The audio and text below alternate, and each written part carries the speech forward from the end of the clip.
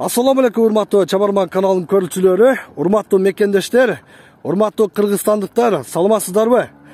Биз бүгүн жаштардын шаары Жалал-Абад шаарына келдик. Сиздерге бул чыгарылышта Жалал-Абад шаарындагы жайгашкан Жалал-Абад санаториясынан маалымат алып бермекчибиз. Сиздерге дарек түшүндүрүп кетейин. Мен турган жер бул Жалал-Абад курорт 4 көчөсү деп коет экен. Ушул көчө менен biz şaардын эң үстү тарапка чыгып келдик. Ушул жер деңиз деңгээлинен 975 метр бийиктикте жайгашкан 35 гектар аянтты ээлеген мынау Жалал-Абад санаториясынан сиздерге маалыматты алып берем. Андыктан чыгарылышты күзөтүп барыңыздар. Бул чыгарылышта санаториянын абалы кандай, эс алуучулар кандай эс алат экен, баарыны ушул чыгарылыштан көрөсүздөр. Мен санаториянын ичине кирип баратам. Бул жер баратасы. Ушул жерден автоунаа менен да киргенге мүмкүнчүлүктү түзүп коюптур. Бул жагында автоунаа менен киришет, бул жагында жөө адамдар үчүн атайын проход, өтмөктү кылып койгон. Бул тарабында болсо стоянкаларды коюп койгон. Мен киргенде мен колума биринчи ошо санаториянын баалары боюнча кагазды чыгарып беришти. Сиздерге бир көрсөтүп кетейин. Мынакей, урматтуу көрүүчүлөр. Кут болсун дейт. Ушундай 1, 2, 3, 4, 3 корпус бар экен. Бул жакта эң жакшы, аябай жакшы деп айтышты. Азыр алдында сиздер көрөсүздөр. 15.900 сом, 39.600 сом, 14.500 сом негизинен 10 күнгө эс алганга дарыланып кеткенге болот экен. 29.000 сом. Биз сиздерге алдыда чыгарылышта ушул баадагы бөлүмдөрдү бүт баарын сиздерге көрсөтөбүз. Кандай бөлүмдөр экен, акчасына ылайыктуубу, эмнелер бар, кандай процедураларды жүргүзөт, тамак аш кандай, баарын сиздерге көрсөтөбүз. Мен анда баштадым.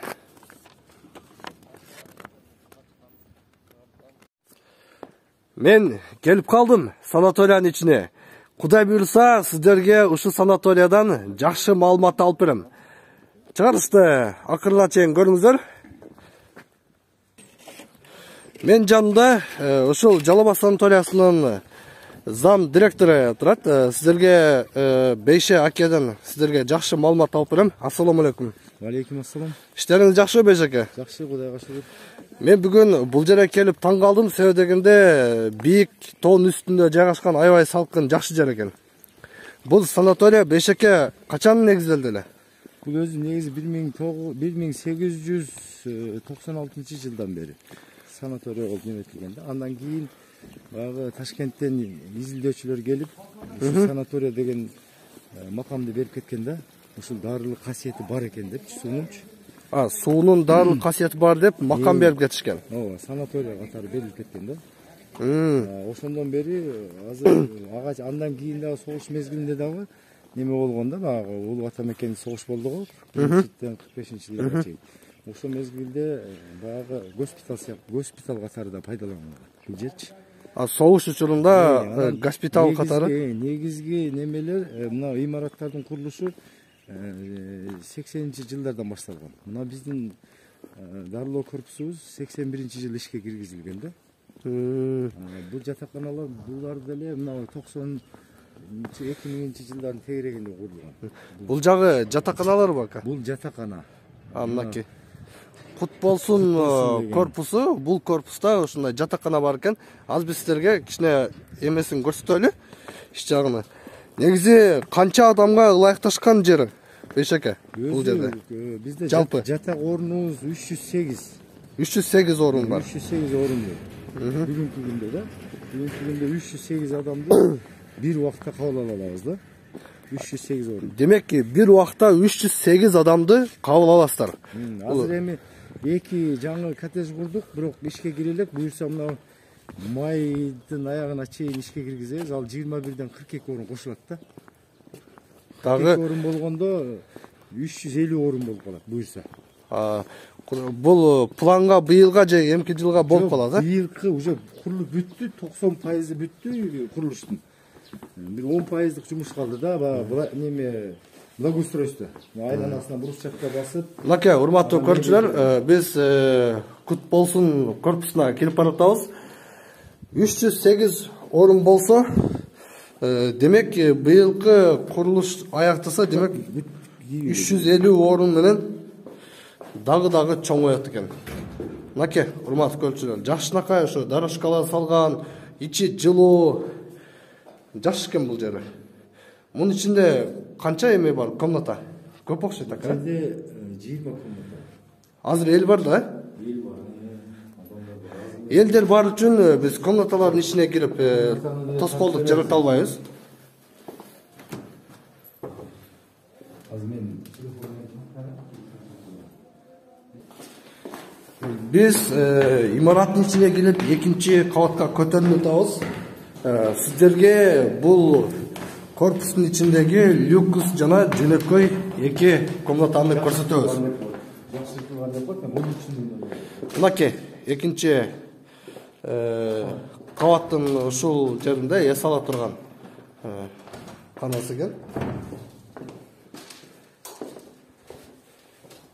Биз бул жака кирип кетабыз. Бул кандай комната бешеке? ошо люкс номер. Люкс номер, Мынакей, люкс номер экен. Жакшы таза тыкан. Бул жакта плазменный телевизору бар. Бул жагында двухспальный жатакана бөлмөсү жана шкаф өмөрүктөрү коюлган. Демек сиздер бул жерде люкс комната алсаңыздар, бардык шарты бар экен. Бул жагы санузел болсо керек. Бул тарабында санузел, душ, ванна, бүт баары жайгашкан. Мынакей, урматтуу көрүүчүлөр, люкс комнатасы ушундай жакшы болуп жасалыптыр, таза тыкан. Биз эмесине дагы сиздерге жөнөкөй комнаталарын көрсөтөлү. Сиздерге бул чыгарылыштын акырында баалары боюнча дагы маалымат беребиз. Мынакей, дагы бир бөлмөгө келдик. Мынакей, эки адамдык жеке спальнилер коюлган. Таза тыкан, жакшы бөлмө. Бул кандай бөлмө болуп калат бешеке? Улучшенный номер. Улучшенный номер дейт, мынакей. Телевизор сыналгы орнотулган, шкаф бар. Бул тарабында мынакей, көрөңүздөр, холодильник дагы коюлган. Бул тарабында болсо санузел, душ, ванна, бүт баары коюлган. Мынакей, урматтуу көрүүчүлөр, бул жер негизи жакшы экен, комнаталары. Биз сиздерге дагы бир башка бөлүмдөрүн да сиздерге көрсөтүп кетебиз. Биз бул бөлүмдөн сыртка карап чыктык. Эң жакшы жери, урматтуу көрүүчүлөр, аябай абасы таза, жакшы жерде жайгашкан. Мынакей, караңыздар, бийик тоолуу, тиги тарапта Жалал-Абад шаары бүт баары айкын болуп көрүнүп турат. Биз улантабыз. Бешеке, негизи кайсыл жерден көп келишет бул жака элдер? Азыркы убакта Кыргызстандын бардык областтарынан келишет. Бардык булуң бурчунан келишеттер. Бурчунан келип турушат. Анан сырткары Казакстандан келгендер бар. Казакстандан бизде Казакстанда, Россиядан иштеп жүргөн биздин мигранттар да келишет көбүрөөк. Сезонуна карап келишет. Алар январь айынан күз айларында, жай айларында келишет. Январь айында кышкы сезонго да келишет турбайбы? Сезонго келишет. Эми могу соода солгон мезгилдерде келишет да, атайын ошондой мезгилдерге лайкташтырып келишет өздөрүнүн убактысына карапчы. Бул жерде дарылоо касиети да жакшы экен. Казакстандын граждандары дагы, Россиянын дагы граждандары дагы келгендер бар. Анан мына Өзбекстандан дагы чыгып калып атышат. Былтыркы мурдагы жылы 2 жыл мурун келип аткан. Эми быйыл граница ачылып калса, чегер ачылып калса мүмкүн ал жактан да келиши мүмкүн. Ооба. Азыркы убакта жок, но болот деп күтүп атабыз. Жакшы. Демек, азыркы учурда Өзбекстан менен биздин өлкө аябай жакшы болуп атат. Бейшеке, Кудай буйрса, Өзбекстандан дагы элдер көп келиши мүмкүн. Туризм тармагы боюнча. Бул жагы эмне Бейшеке? Булак бул суу келип, үчүнчү булак. Бул үчүнчү булак деп коет экен. Үчүнчү булактын суусу да бул жакка тартып койгонбуз. Урматтуу көрүүчүлөр, сиздер бул санаторияны көрүп, жакшы жактарын көрүп, чет өлкөдө, кошуна өлкөдө тааныш достор болсо сунуштасаңыздар болот. Негизи Кыргызстандын ар бир жараны өзүбүздүн өлкөбүздү сыймыктануу менен чет өлкөгө тааныткан бул дагы эң жакшы иш. Биздин Кыргызстанга дагы туризм тармагы өнүгүп, чет өлкөдөн, кошуна өлкөлөрдөн элдер келип эс алышса, бул баарыбыз эле үчүн сыймыктуу болот. Биз улантып жатабыз. Бул административный корпус. Бул тарабы мынакей административный корпус. Сиздер келгенде ушул жактан биринчи этажы неме? Номер биринчи жатакана.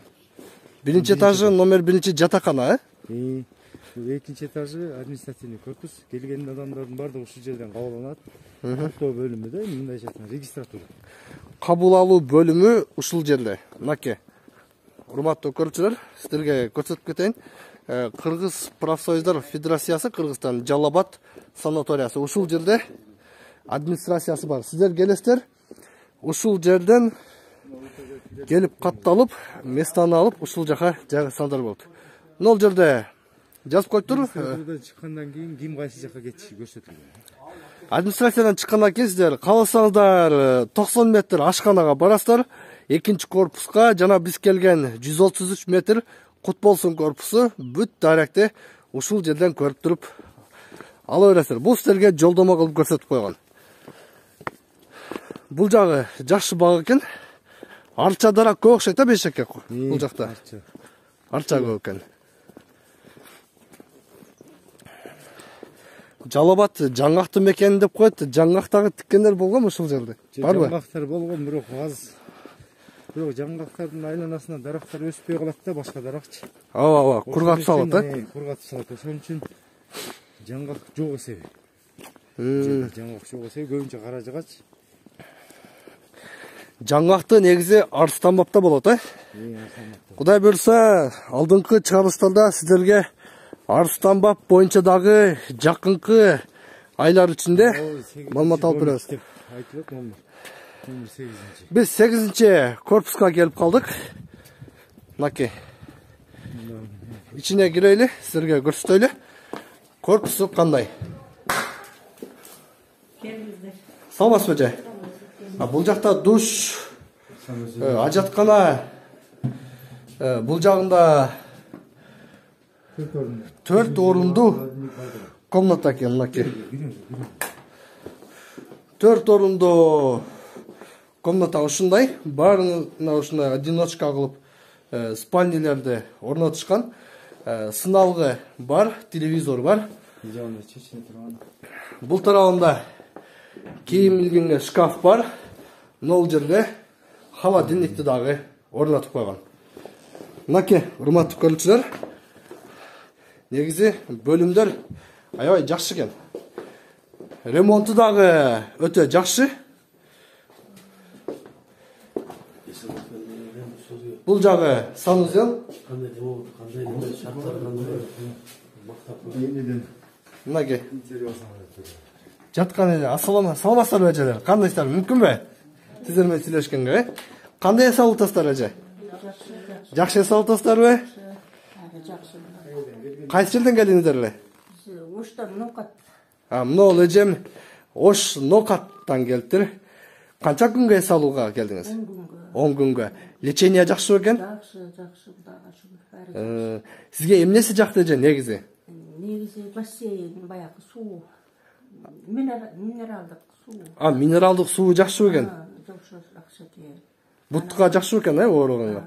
Жакшы, буттарга жакшы. Бут ооруларга аябай жакшы экен, Мынакей урматтуу көрүүчүлөр, минералды тамак ашы жакшыбы? Жакшы, бардыгы эле жакшы. Көңүлдөгүдөй жакшы. 10 күнгө келдиңизби? 10 күнгө келдим. 10 күнгө эс алууга. Жакшы эс алыңыз эже, жакшы туруңуз. Сиз канча жылдан келдиңиз эже? Мен да ушул ноокаттан, Карагойунан, Карагойду билсең керек. Ноокаттын Карагою жайлоо беле? Жайлоо да. Жайлоо, билем. Жакшы эс алып атасызбы? Тамак аш жактыбы эже? Тамак ашы жакты. Минералдык суу жактыбы? Жакты. 3 маал тамак берет экен. Майда салат палаты бар әле көп. Лечением жакшы болуп атат. Bir gün kiraz, bir gün buanna, bir gün süet, massaj, bari жакшы экен эми врачтары. Мынакей, урматтуу көрүүчүлөр, эжелердин өзүнөн уктук. Аябай жакшы экен мынакей, бөлмөсү да жылуу экен, Мынакей. 4 орундуу бөлмөсү, аябай жылуу, сыналгы орнотулган, минералдык суу, тамак ашы аябай жакшы экен. Сиздерге алдында сиздерге көрсөтөбүз, минералдык суу боюнча дагы, ашканасы боюнча дагы сиздерге көрсөтөбүз. Биз улантабыз. Бул эми 8-чи. Аркети деле ушул сыяктуу. Мына бул жерде 7-чи домик, мындан кийинкиси 6-чы домик, мында өтүп кете берели. Булар баары эле ушундай корпустар окшош эле, Окшош, бардыгы окшош стилде. Мынакей. Бешеке, бизге минералдык суулары боюнча көрсөтүп кетиңизчи, кайсы тарапта жайгашкан. Ошону бүт баарын мактап атышат бул жерде. Дарылык касиети жакшы экен. Негизи 3 жылда ушулардын бардыгын ремонттоп мына.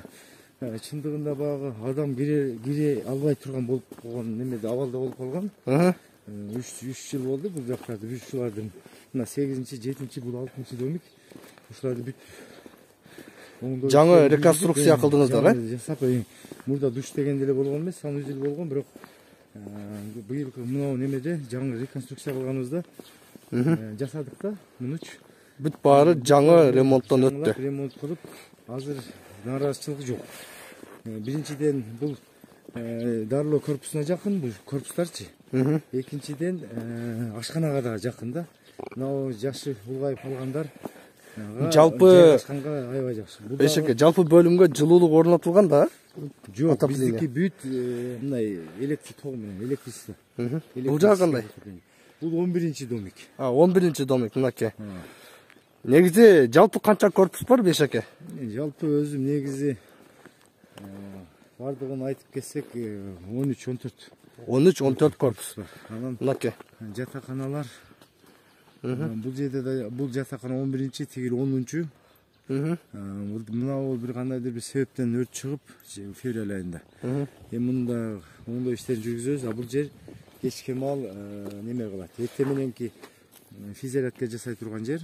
Эртең менен. Бул жакта кичине чыгармачылык боюнча концерттер да болуп окшойт. Концерт дагы болот, анан күнүгө дискотека болот. Дискотека болот экен. Физиология, эртең мененки дене тарбия оюндары да ушул жерде болот экен. Мынакей караңыздар, бардык шартты түзүп койгон. Өзүбүздүн эле мынакей Кыргыздын жери Жалал-Абад шаарында ушундай курорт жайгашкан. Келесиздер, биздин Чабарман каналынын атынан келесиздер, кабылдамага келесиздер, арзаныраак кылып сүйлөшүп туруп алып ушул жерде жагымдуу болуп эс алыңыздар. Мынакей биз силерге азыр ошо суулар боюнча дагы көрсөтөлү. Мындай өтүшөбүз.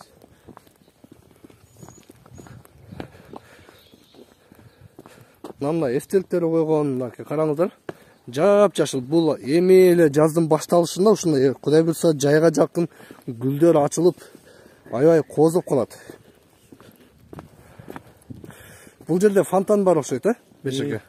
Фонтан. Мынакей фонтан бар экен.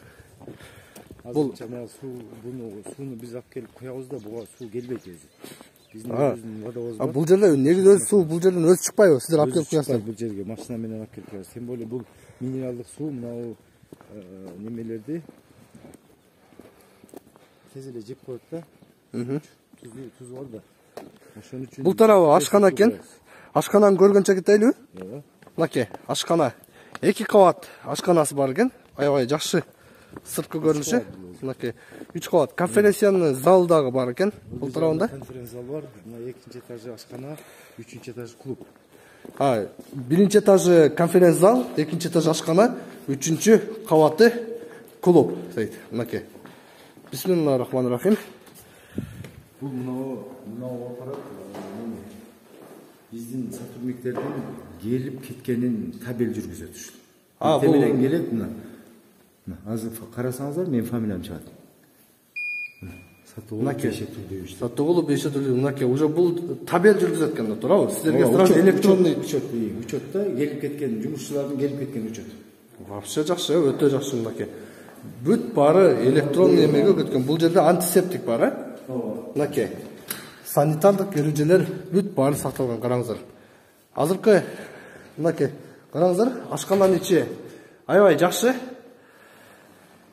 Кооз, бүт шарт бар экен, мынакей. Эң жакшысы таза тыкан, ашкана деген ушундай таза тыкан болуш керек. Бул жакта ушул жерде иштегендер кыймылдап атышат. Азыр обедке даярданып атышат. Обедке даярданып атышат,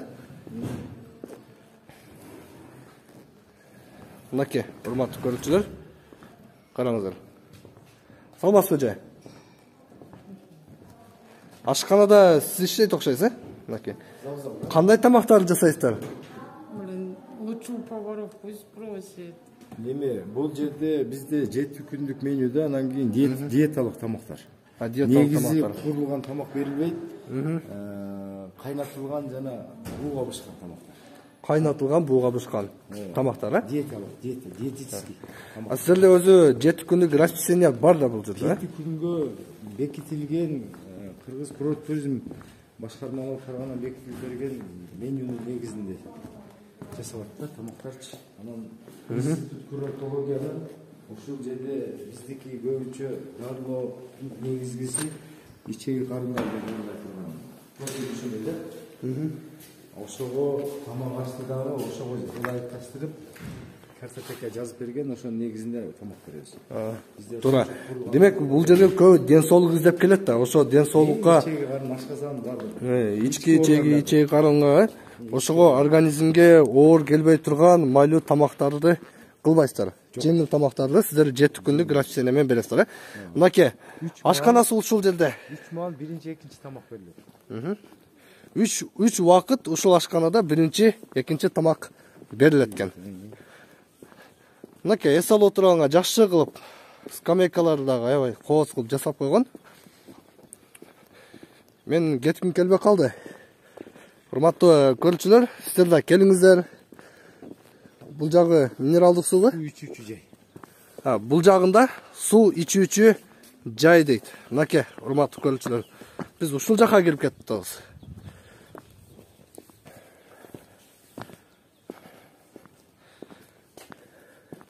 Кудай буйрса, Бешаке, мен дагы бул жерге апамды алып келем жакын күндөрү. Жакшы эс алып кетишсе. Бисмиллахир-рахманир-рахим. Мынакей. Ассаламу алейкум. Кандайсыз ака? Суу ичип атасызбы? Мынакей, урматтуу көрүүчүлөр, аябай кооз жер, жакшы жер экен.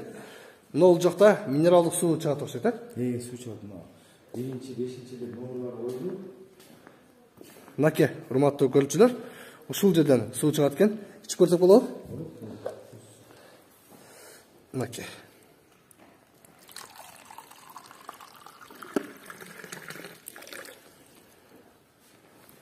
Мына, урматтуу көрүүчүлөр, минералдык суусу ушул жерде бар экен.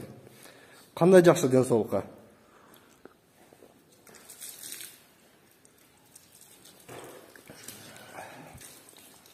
Даамы башкача го суудун.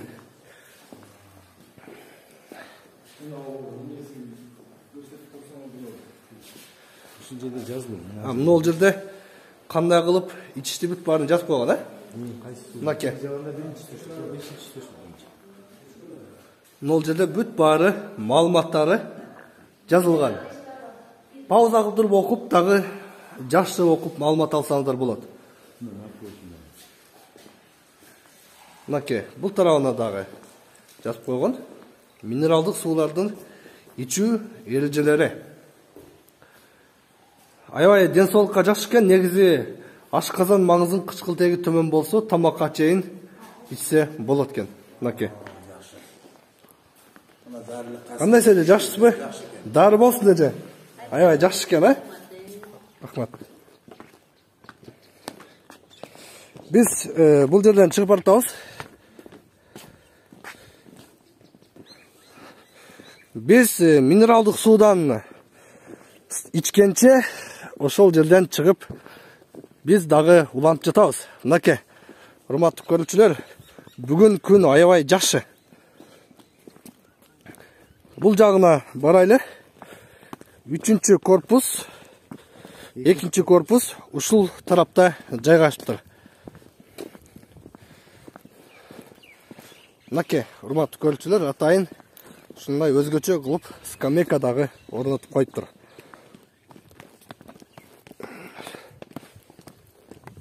Жаңы ремонт болгону бешеке мынолбу? Жок, бул эски здание, бирок ичи жакшы, ремонт болгон ичи. Biz 2-чи корпустан баштайлы да? Бул 2-чи корпус да? Бул 2-чи корпус. Бул 3-чү корпусбу? Жок, бул 3-чү корпус эмес. Бул баягы жаңы курдук деген 2. Мынакей. 21ден 42 бүтүп электе азыр, ошо 90% бүтүп калды. Бир мына алдынларына брусчатка тияктар басыш керек. Благоустройствосы калды да.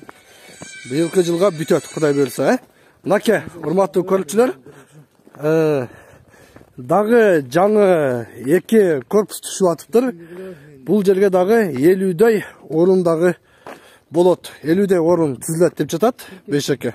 21ден 42 орун болот. 21ден 42 орун ушул 2 кабатка түзүлөт экен. 3 кабат. 3 кабат, 3 кабат болгон мынакей. Демек бул эскиси мынандай болгон. Тегинде турат го. Эскилер. Ушулардын ордун бузуп биз ушундай курулуп алабыз. Нол тарапта эски Мурунку булардын ордунда да ошондой здание. Нол ордунда дагы ушундай эски зданиялар болгон эт, ошолорду бузуп, бул жака дагы жаңы 3 кабаттуу жаңы корпус түшүп атыр. Быйыл 90% бүттү дейт. Быйылкы жылга Кудай буйрса колдонууга берилет дейт. Мына аянтына брусчаткалары басып туруп, жакшылап кооздоп, быйылкы жылы Кудай буйрса колдонууга бересиз, ишке киргизет. Жакшы. 2-чи корпус, 3-чү корпус ылдый да. Бул тарабында түштө 3-чү корпус бар. Бул тарабында 2-чи корпус. Мынакей. Бул жалпы аянты өтө чоң экен бешеке. 39 гектар. 39 гектар, жалпы аянты. Мына санаториянын жалпы аянты 39 гектарды түзөт экен. Мынакей. 2 кабаттуу 2-чи корпуска келдик. Сиздерге азыр ичине кирип, ичиндеги бөлмөлөрүнүн бир экөөсүнү дагы сиздерге көрсөтүп кетейли. Чыгарышты күзөтүп туруңуздар, биз сиздерге акырында бааларын дагы билип беребиз. Шаар толук ачык көрүнөт. Нол жерденби? Мынакей. 2 скамейка бар экен. Ушул жака келип отурсаңыздар.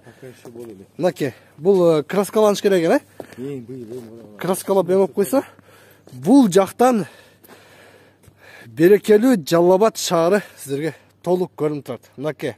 Мунара, мечит бар экен, Негизи Жалал Абад шаарындагы өтө кооз, өтө чоң шаар. Андан дагы тарыхый шаар деп айтсак дагы болот. Ушул жерден шаардын көркүнү күзөтүп карап турсаңыздар болот экен. Түнүндө аябай эле бир кооз болуп калат. Мынакей. Биз улантабыз. 2-чи корпустун ичине кирип баратабыз.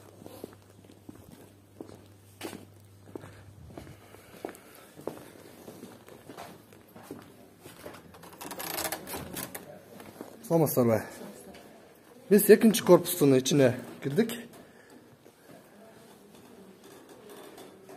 Эмес ачык бар экен.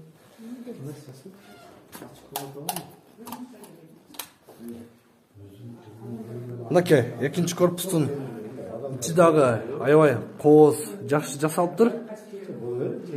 Мынакей сиздерге көрсөтүп кетели. Бул жакта эс алуучулар кадимкидей эс алып жатышат. Мынаны тартпай эле койгонмун да. Биз улучшенный номерге карап кирип баратабыз. Бул бөлмөдө негизи 4 адамга орун бар экен. Сыналгы бар. Бул жагында санузел бардык шарты түзүлгөн. Биз силерге дагы бир бөлмөлөрдү көрсөтүп кетели. Бар эле ушундай бөлмөлөр дейт. Азыркы учурда эс алуучулар болгон үчүн, урматтуу көрүүчүлөр, кээ бир бөлмөлөргө кирип тоскоолдук жарата албайбыз. Анын үчүн сиздерден кечирим сурайбыз. Биз силерге дагы улантабыз, башка аянттагы жакшы кооз жерлерин көрсөтөбүз. Азыр эми 3-чү корпус калды, ошону көрсөтүп койсоң кыска. Бул жагында 3-чү корпус бар дейт.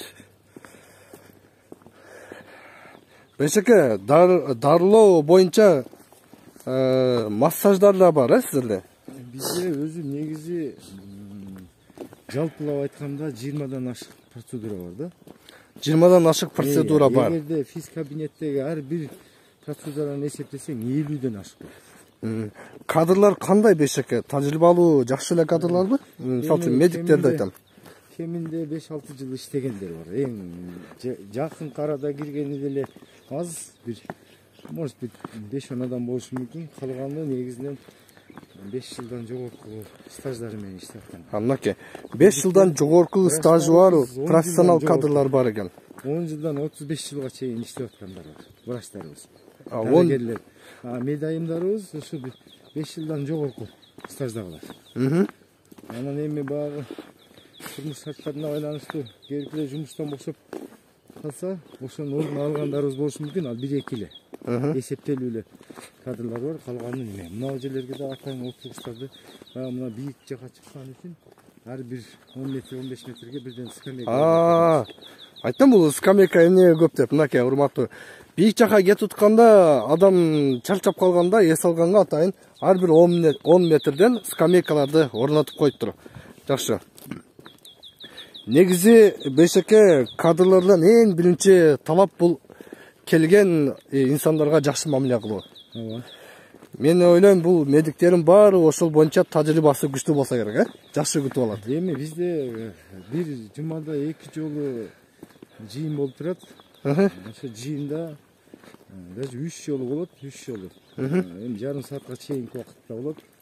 Ошо мезгилдерде күнүңдө биринчи талап эле ушу келген адамдарга туура сылык мамиле кылуу.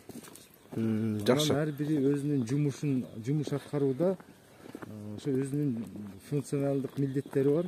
Ошол нерсени аткарууда кимдин кандай милдети бар, ошого жараша жумуш аткарышат. Демек, сиздерден талап күчтүү кадрларга. Талап болот. Ар бирине жумушка кабыл алып атканда сөзсүз түрдө биринчи ошол талапты түшүндүрүп, анан жумушка алабыз да. Бизде ушундай талап, эгер макул көрсөңөр, ушу талапка чыдасаңыздар, ошондо жумушка алабыз деп ушундай көрсөтөбүз. Жакшы. Мынакей урматтуу көрүүчүлөр, биз 3-чү корпуска келип калдык. 3 кабаттан турган аябай чоң корпус экен. Бул жерде жок дегенде бир 50 адамга бар окшойт, орун. 120 адамга, 3 этаж 64 кана бар. 3 кабат 64 кана бар, 120 адамга ылайыктуу ушул 3-чү корпуста орундар түзүлүптүр.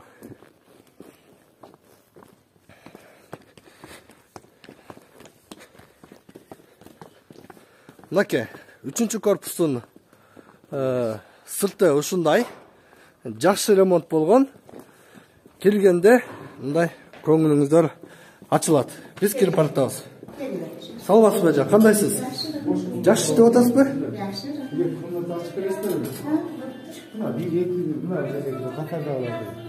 Мынакей силерге бир-эки комнатасын көрсөтөйлү.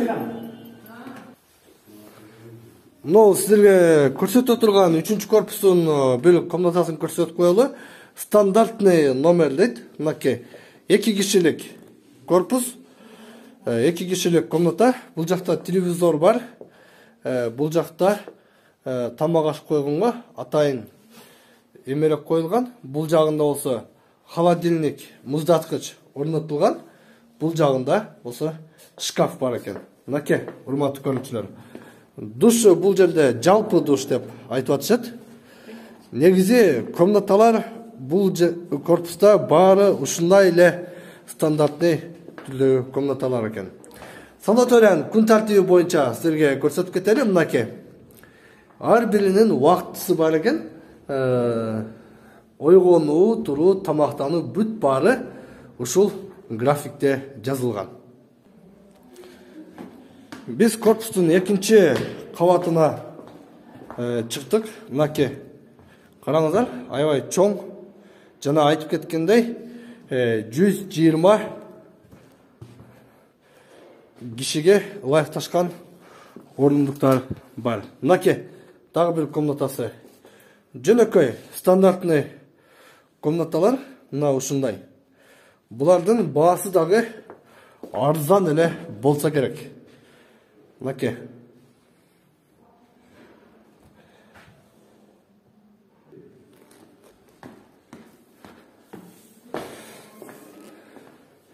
Атайын гүлдерди орноткон. Бул тарабы 3-чү корпусу деп айтсак болот. Wi-Fi дагы, интернет дагы бар экен. Азыркы заман талабына ылайык интернет болбосо элдерде суроо талап көп болот.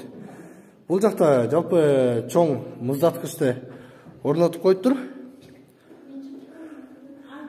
Аябай чоң корпус экен. Мынакей, урматтуу көрүүчүлөр. Биз сыртка карай чыгайлы. Сиздерге 3-чү корпустун жалпы ички абалын сиздерге көрсөттүк. Жакшы. Биз сыртка чыктык. Урматтуу көрүүчүлөр, сиздерге мен толук баарын көрсөтө албасам дагы маанилүү эң кооз жерлеrini ушул чыгарылышта көрсөттүм деп ойлойм. Бешеке, сизге чоң рахмат. Ишиңиздерге ийгилик. Биз Кыргызстандын бардык аймагынан дагы ушул жерге көпчүлүк адамдар эс алганга, дарыланганга келе берсин. Кудайым ишиңиздерге ар дайым ийгилик берсин. Бизге уруксат анда, Бешеке. Ишиңиздерге ийгилик болсун. Урматтуу көрүүчүлөр, мен чыгарылышты жыйынтыктайм. Чабарман каналын ар дайым күзөтүп барыңыздар. Бул чыгарылышта эфирде Максут Маккамоолу сиздер менен болдум. Кийинки чыгарылыштардан көрүшкөнчө саламатта болуңуздар.